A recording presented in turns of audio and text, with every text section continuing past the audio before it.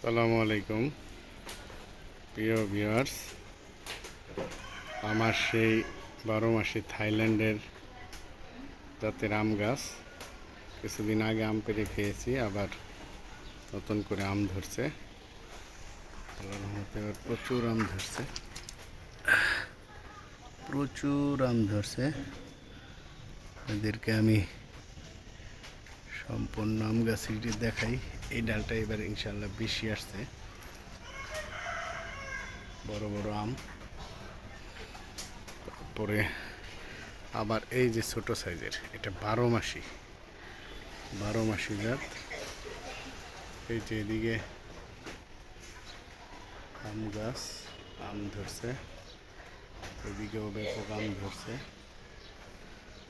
এটা 12 মাসি থাইল্যান্ডের জাত।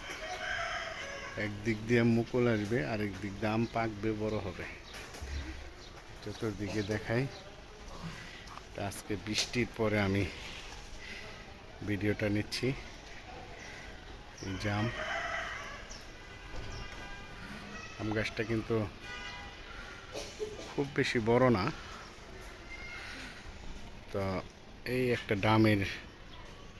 ডামের মধ্যেই, এই যে হাফ ডামের ভিতরে আম গাছটা। এটার বয়স 5-6 বছর আম গাছটার। এটা ছাদের ভিতরে লাগানো, প্রতি বছরই খুব ভালো ফলন আসছে আলহামদুলিল্লাহ।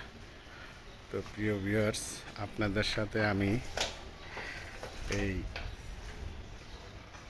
আমের এই গাছটা শেয়ার করার উদ্দেশ্য হইল, আপনারাও ছাদে, আপনাদের প্রত্যেক বাসারই ছাদে একটা দুইটা আপনারা গাছ লাগাইতে পারেন আপনাদের পছন্দ অনুযায়ী।